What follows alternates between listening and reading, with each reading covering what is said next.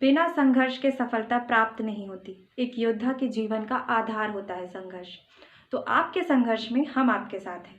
तो चलिए आपके संघर्ष की तरफ मैं अबिहा इफ्तिखार एक कदम बढ़ाती हूँ और आज हम इतिहास में हड़प्पा सभ्यता की तरफ उस संघर्ष का कदम बढ़ाते हुए चलते हैं। तो हड़प्पा सभ्यता के बारे में मैं बहुत जितने महत्वपूर्ण तथ्य हैं यहाँ पे पूरे समाप्त करवाऊंगी आपको।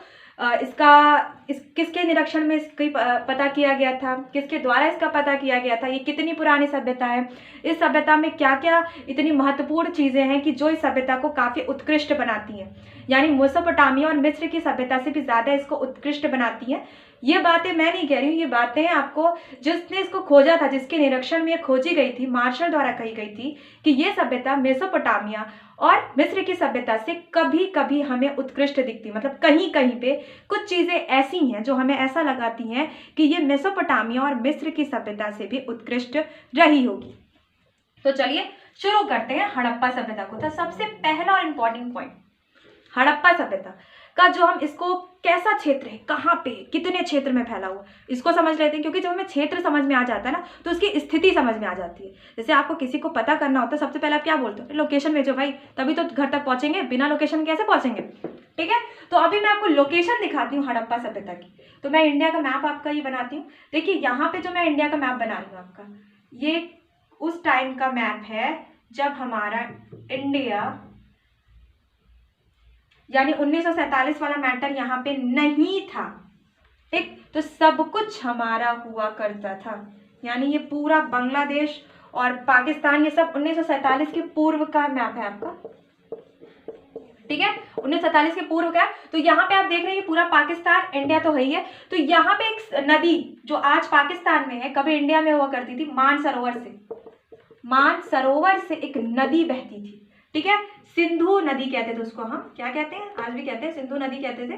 तो ये सिंधु नदी यहाँ पे बहती थी। तो इस नदी के किनारे एक सभ्यता जन्मी, एक सभ्यता पनपी। उस सभ्यता का क्या नाम दिया गया, हड़प्पा सभ्यता। और भी नाम उसे दिए जाते हैं, उसे हम क्या बोलते हैं, सिंधु सभ्यता उसे भी हम बोलते हैं, उसे हम हड़प्पा सभ्यता भी बोलते हैं, उसे हम मोहनजोदड़ो की सभ्यता भी बोलते हैं। ठीक है, तो ये सभ्यता क्या है, जो सिंधु नदी के किनारे किनारे बसी। तो इसका क्षेत्र मैं आपको दिखाती हूँ। ये पूरा क्षेत्र मतलब पंजाब, गुजरात, राजस्थान वर्तमान का जो है, ये पूरा किसमें आता था, सिंधु सभ्यता में आता था। ये पूरा क्षेत्र सिंधु सभ्यता का है। ठीक है, तो देखिए हम इसमें इंपॉर्टेंट पॉइंट्स पे बात करते हुए चलते हैं। तो सबसे पहले मैंने आपको क्षेत्र समझा दिया कि ये भारत का नक्शा आपको मैंने बना के दिखा दिया कि इसमें पूरा क्षेत्र सिंधु सभ्यता का था। ठीक है, तो आपको ये स्थिति, लोकेशन बिल्कुल आराम से समझ में आ गया कि मतलब जो वर्तमान में पाकिस्तान है, ये कभी ना कभी सिंधु सभ्यता का इसमें आधे से ज्यादा क्षेत्र हुआ करता था। यानी सिंधु नदी जो है ना, इसके किनारे किनारे ये सभ्यता बसी हुई थी। ठीक, तो आपको मैप के थ्रू मैंने इसको अच्छे से, काफी मुझे लग रहा है कि मैंने समझा दिया है। तो अब चलिए इसके महत्वपूर्ण बिंदु पे भी चर्चा कर लेते हैं। ठीक है, तो आपको उसको मैं एक एक पॉइंट्स उसके क्लियर करवाती चल रही हूँ। तो चलिए मैं इस पे इंपॉर्टेंट पॉइंट्स पे देखती हूँ कि इसके किसके निरीक्षण में और कब खोजा गया था। सबसे इंपॉर्टेंट बिंदु यही होता है ना। तो सर जॉन मार्शल के निरीक्षण में ये दयाराम साहनी द्वारा 1921 में खोजा गया था। ये जो सभ्यता है, ये सर जॉन मार्शल के निरीक्षण में दयाराम साहनी द्वारा 1921 में खोजा गया था। अब ये कितनी पुरानी सभ्यता है, इस पर भी बात कर लेते हैं। तो सर जॉन मार्शल के द्वारा ये कहा गया कि ये सभ्यता 4500 ईसा पूर्व से 2500 ईसा पूर्व, ठीक है, 2500 ईसा पूर्व की सभ्यता है। यानी 4500 ईसा पूर्व से 4000 ईसा पूर्व से 2500 ईसा पूर्व, 4000 ईसा पूर्व से 2500 ईसा पूर्व है। तो ये सर जॉन मार्शल द्वारा कहा गया कि इतनी पुरानी सभ्यता है। देखिए मैंने बीसी और एडी इसकी झंझट खत्म करवा दी थी इसके पहले वाले वीडियो में। तो बीसी और एडी मैंने आपको अच्छे से बता दिया था, यानी बिफोर ऑफ जीसस क्राइस्ट, यानी जीसस क्राइस्ट के जन्म के पहले के समय को। और एडी यानी in the year of, Latin भाषा में से क्या बोलते हैं, एनो डोमिनी, यानी in the year of Jesus Christ. तो ये सब होता किसमें, ग्रेगोरियन कैलेंडर जो आज पूरे विश्व में चल रहा है उसके अनुसार। तो ये थोड़ी उल्टी चलती है, यानी बीसी है ना, ये क्या है, ये BC की बात हो रही है, यानी ईसा मसीह के जन्म के पूर्व की। तो BC है तो 4,500 से 2,500 4,000 से 2,500 ईसा पूर्व की बात है। तो ये BC है, यानी बिफोर ऑफ जीसस क्राइस्ट, इसलिए उल्टी चल रही है। तो इतनी पुरानी ये सभ्यता है। किसने बताया है? सर जॉन मार्शल द्वारा बताया गया। दयाराम साहनी 1921 में इसको खोजा, जिसमें उन्होंने कहा ये 4,000 ईसा पूर्व से 2,500 ईसा पूर्व है। अब इसकी मैं बात कर लेती हूँ। तीसरा इंपॉर्टेंट पॉइंट, इस सभ्यता में कौन कौन से शहर सम्मिलित है, कौन कौन से। देखिए ये नगरीय सभ्यता है। हाँ, इसको भी मैं लिख देती हूँ। यह सभ्यता नगरीय है, नगरीय सभ्यता है, नगरीय सभ्यता है। ठीक, तो ये पॉइंट्स मैंने लिख दिया। ये एक नगरीय सभ्यता है, मतलब शहरी सभ्यता है, ग्रामीण सभ्यता नहीं है हड़प्पा सभ्यता। ठीक है, चौथा इंपॉर्टेंट पॉइंट्स मैं आपका लिख देती हूँ यहाँ पे कि इसमें कौन कौन से शहर। तो 6 सबसे बड़े शहर इसकी मैं बात कर लेती हूँ। बड़े शहर, 6 बड़े शहरों के क्या नाम थे? देखिए 2 नाम तो ऐसे थे जो इसके नाम से ही जाने जाते हैं, इस सभ्यता को उसी नाम से पुकारा जाता है। एक तो हड़प्पा हो गया, दूसरा हो गया मोहनजोदड़ो। 6 शहर थे। एक हो गया, तीसरा हो गया आपका कालीबंगन, चौथा हो गया आपका राखीगढ़ी, पांचवा हो गया आपका धौलावीरा और छठा हो गया गढ़रीवाल। ठीक, तो ये 6 शहर जो काफी बड़े शहर थे, ये किसमें थे? हड़प्पा सभ्यता बोलिए या सिंधु सभ्यता बोलिए। सिंधु नदी के किनारे पाई गई इसलिए इसको सिंधु सभ्यता भी बोलते हैं। ठीक है, तो ये 6 बड़े शहर हड़प्पा, मोहनजोदड़ो, कालीबंगन, राखीगढ़ी, धौलावीरा, गढ़रीवाला, ये सारे शहर जो थे ये हड़प्पा सभ्यता में पाए जाते हैं, या सिंधु सभ्यता उसको बोलिए आप। हड़प्पा सभ्यता या सिंधु सभ्यता के 6 सबसे बड़े नगर। तुम चलिए, मैंने आपकी इस पे बात कर ली। अब 5वां इंपॉर्टेंट पॉइंट यहाँ पे देखते हैं। व्यापार की दृष्टि से, व्यापारिक दृष्टि से अगर हम बात करते हैं यहाँ पे, तो 5वां सबसे इंपॉर्टेंट पॉइंट यहाँ पे हमें क्या देखने को मिलता है? लोथल और सुत्कोतदा। लोथल और सुत्कोतदा ये सबसे बड़े बंदरगाह या 2 बड़े बंदरगाह रहे उस समय के।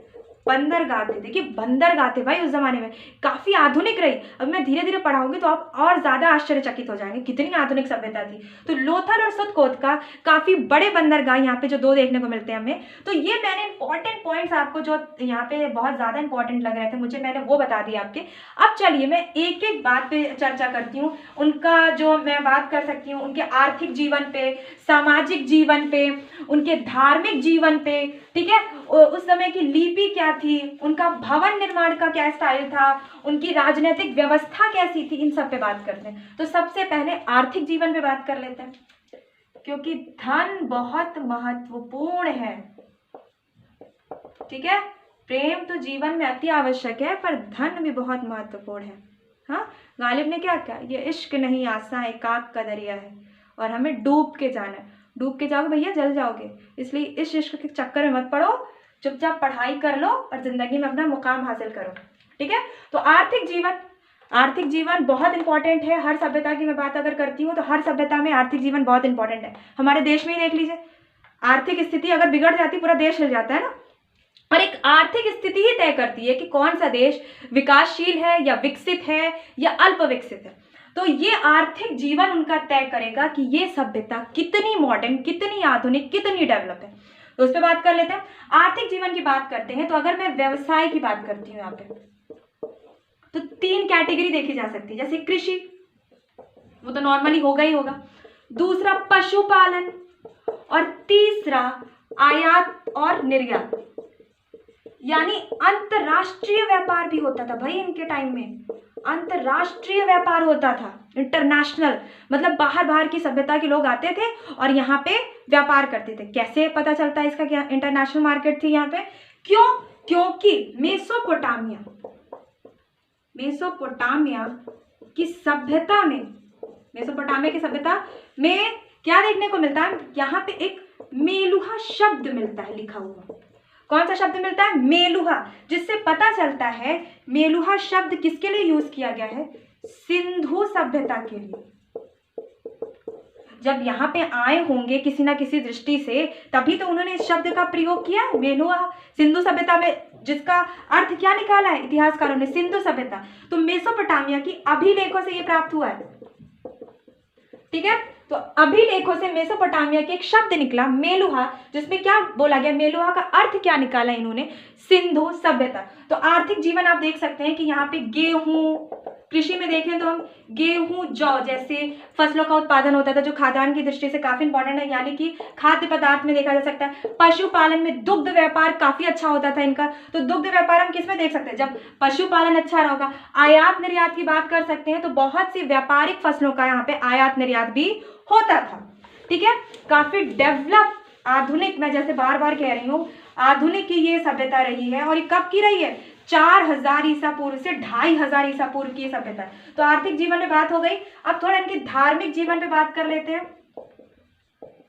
धार्मिक जीवन पे बात करते हैं हम, तो इनके यहाँ कुबड़ वाला सांड जो था वो काफी पूजनीय था, पूजनीय माना जाता था कुबड़ वाले सांड को। और यहाँ पे मातृ देवी की पूजा होती थी, शिव जी की पूजा होती थी, ठीक है। यहाँ पे वृक्षों की भी पूजा की जाती थी। हाँ, तो ये इंपॉर्टेंट पॉइंट्स आपको यहाँ पे धार्मिक जीवन में इनको देखने को मिल सकते हैं कि इनके यहाँ कुबड़ वाला सांड काफी पूजनीय था।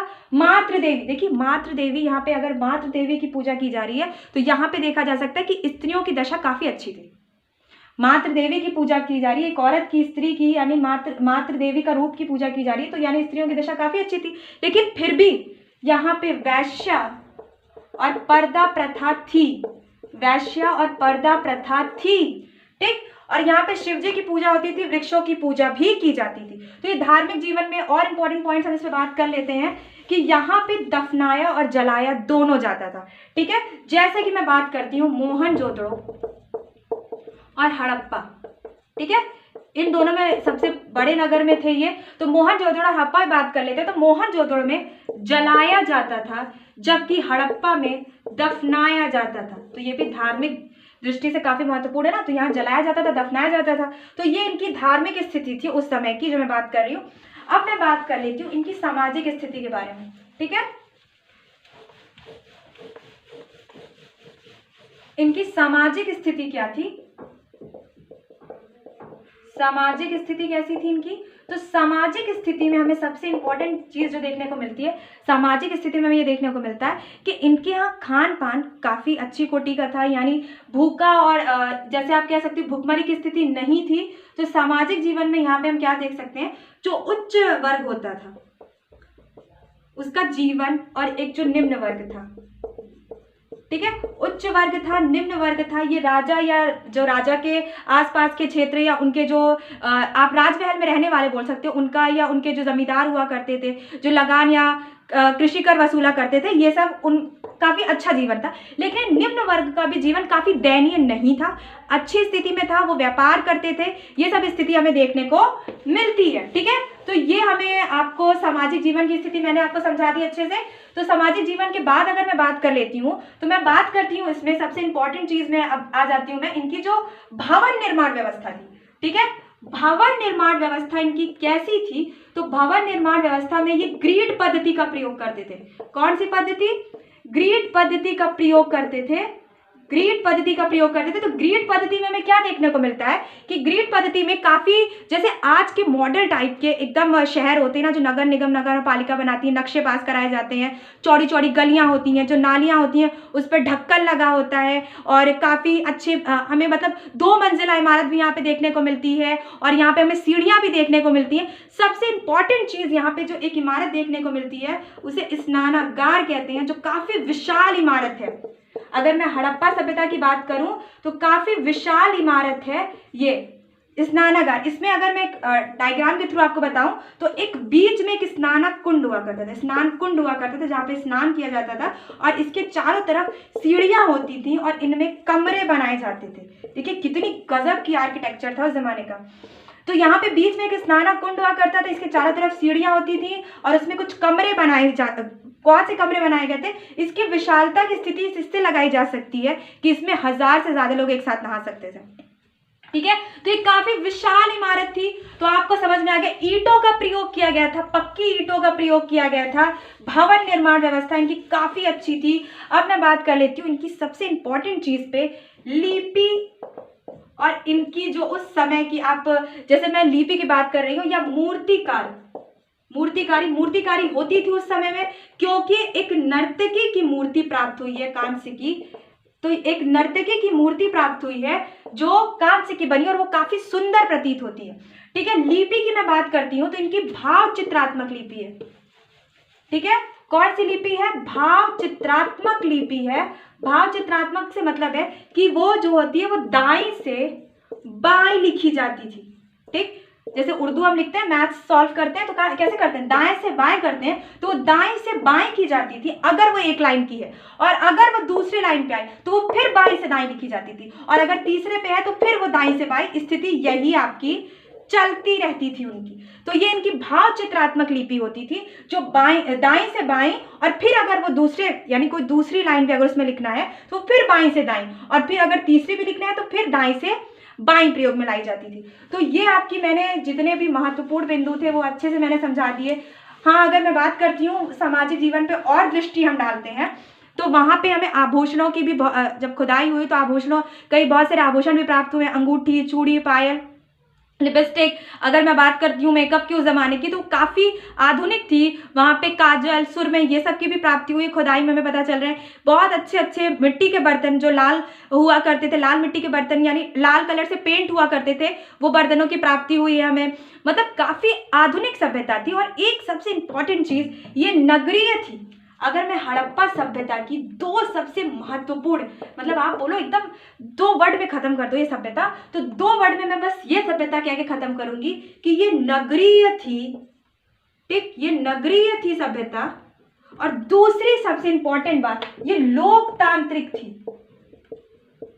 ये लोकतांत्रिक सभ्यता थी। मतलब 2 वर्ड में ये सभ्यता खत्म। ये हड़प्पा सभ्यता नगरीय थी, लोकतांत्रिक थी। जो ये दोनों चीजें बता रही हैं कि ये काफी उस समय आधुनिक रही होगी। यानी 4000 ईसा पूर्व से 2500 ईसा पूर्व के बीच की सभ्यता नगरीय और लोकतांत्रिक, काफी ज्यादा, आप जैसे आश्चर्य की बात हो सकती है। तो हमारे पूर्वज इतने ज्यादा, मतलब आप जैसे बोल सकते हो ना, काबिलियत से भरे हुए थे, इतने ज्यादा उत्कृष्ट ज्ञाता थे कि उन्होंने ऐसी सभ्यता का निर्माण किया। तो हमें काफी गौरव महसूस होना चाहिए कि ऐसी सभ्यता हमारे भारत में रही। जैसे मेसोपोटामिया और मिस्र की सभ्यता की अगर हम बात करते हैं तो हमारी सभ्यता भी उससे कम नहीं है। ठीक है। तो ये इंपॉर्टेंट पॉइंट जितने भी थे मैंने हड़प्पा सभ्यता के आपको यहाँ पे पूरे क्लियर करवा दिए हैं। तो आज का वीडियो बस इतना ही। Thank you.